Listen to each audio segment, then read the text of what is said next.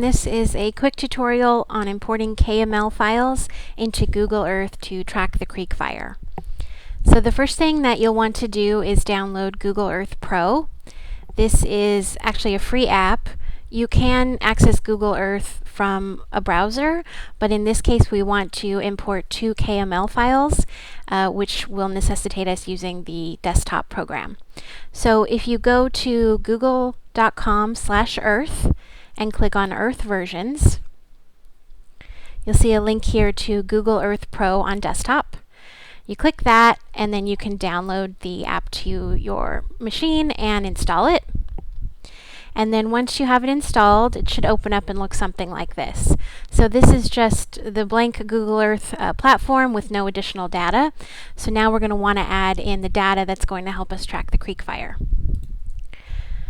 So if you navigate to my Facebook page, which is at Jenna's Workshop blog, you can find the posting here, which has the links, and I'll also put the links in the comments in the YouTube video, so they'll be there as well. So the first thing that we're going to want to download is the fire perimeter data. So this is the yellow outline that you see on the CalTopo maps. Now this data is updated once a day, and it won't update automatically, so you'll have to come back and download this file every morning if you want to keep updating it. So once you get to this page, you'll see we're downloading wildfire perimeters. We'll go over here to the download button, click that, and click KML, and then that will download to our desktop. We go back to the Jenna's Workshop page. The other link that we want to go to is the fire detection satellites. So this will show you all the hot spots that you can see on a CalTopo map. And you can see it includes both satellite, MODIS satellite data streams, fire weather, and large incident data. So the AFM KML bundle is going to include all of this information. So we're going to click current, and we're going to download that file as well. So now we've downloaded both of the KML files. And now we're going to go back to Google Earth Pro that you've already downloaded, and we're going to add both of these KML files in. So I'm just going up to the File menu. I have a Mac. If you have a PC, this menu might look a little differently, but basically you just want to navigate somewhere to open a file. And you can see they're both right here, so I'm going to double-click the Wildfire Perimeters KML document. And as you can see, it's added a whole lot of red outlines here. These are the outlines for all the active wildfires in the West. And so then we want to add our second file. So we're going to go to File, Open Again. And we're going to click on this CONUS Latest AFM Bundle. Now this CONUS Latest AFM Bundle will update automatically, so you only need to download that file once. So now you can see we have both sets of information in. They're right over here. So we have the Wildfire Perimeters KML and then the Active Fire Mapping Program. So then to maneuver around in Google Maps, you can click and drag, and that basically spins your view sort of like a globe. And then if you want to start zooming into this area, you can just start double-clicking. And then as you double click in to get closer, it's good to always kind of center the area that you want to zoom into as you are clicking in further. So you want to make sure it kind of stays in the middle. So as we zoom in closer, you can see that we have in red here the fire perimeter. And then all of these red and yellow squares with the dots in them are the hotspot information. So unlike CalTopo, which has the circles, in this file they are squares. But as you start zooming in, let's zoom into the north side of the fire. You can see that there is the same kind of color information here. So if I click on this red dot here that shows, you can see the information. So this was actually taken today, September 21st. And this program uses Universal Time Code, and UTC is actually 7 hours ahead of Pacific Standard Time, so you can use that to calculate local time. So we've clicked that. You can see that was more recent. And then if we click here on one of these yellow squares, you can see this is very old data. This is from September 17th. So now if you want to start zooming in very closely, you can see that I clicked on the perimeter, the fire perimeter, and it's giving me all of this information. So it tells you that this is the daily perimeter, the date that it was created, and the current time and all of that. So if we start clicking to zoom in much closer here, if you want to start getting a 3D view, there are a couple controls that I want to tell you about.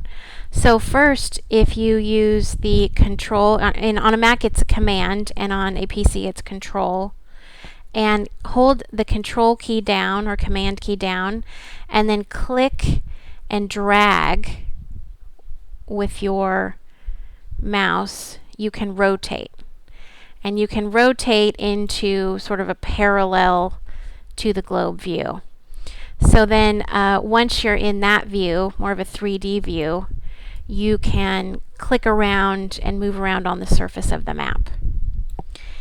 And then if you hold down the Shift key and then click, you can see that if you go up and down, you can kind of control the tilt. And if you go left to right, you can rotate. So if you hold down the Shift key, it's kind of a tilt and a pan. So Shift key left and right will give you a pan across the terrain, and the Shift key up and down will give you kind of a tilt to a more flat view of the map. So then, and then again, if you just want to kind of move around parallel to the ground, you can just click and drag. So in this case, you can see that as you get closer to a ground view, this data looks a little strange. So say you want to just see the perimeter of the fire and not all of these hotspot data, you can go right over here and uncheck the active fire mapping program. So when you do that, you still have the wildfire perimeters KML checked, and now you can get a very good idea of where topographically this fire outline is, this perimeter of the fire. So I'm going to shift here, hold down the Shift key, click and pull down, and then hold the command key and kind of pan around. And then let's kind of go over here. Whoops. So that happens one tricky part then is if you click on specifically on the wildfire perimeter, it's going to put it back out into a wide view. So you kind of want to be careful of that. So let's zoom back in over here by Bass Lake. Click in again. And then again, we're going to rotate. So I'm going to hold down the command or control key and click and pull over to drag over to the left. And then I'm going to hold down the Shift key and I'm going to pull down. So now I can see more of this terrain here. And then I can just sort of follow this along and see kind of where this fire line is on this terrain here by these peaks. And then if I want to zoom in closer somewhere, I can just double click and go right in. It might look a little jerky for you, but should smooth out. So you can get really close in here and kind of see this terrain. And sometimes it takes it a second just to get the higher resolution data. And then again, let's say I want to rotate again. I'm going to hold down the command or control key, and I'm going to click and I'm going to drag to the right so I can look up to the left here, see these mountains, and then I'm going to click and drag to the left so I can look down further and see the perimeter line down here. If you want some more information on using the controls in Google Earth, they're a little tricky to get used to. You can go to this web page here. I'll put a link as well. It talks about Google Earth help and specifically about using Google Earth Pro and all of the keyboard shortcuts.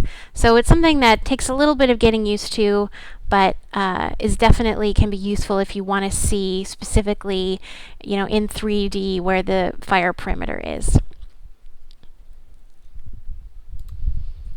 So that's it for the tutorial. Again, if you want to see more updates on the creek fire, you can go to my Facebook page, Jenna's Workshop, and click the like button, and you'll be subscribed to updates on my page.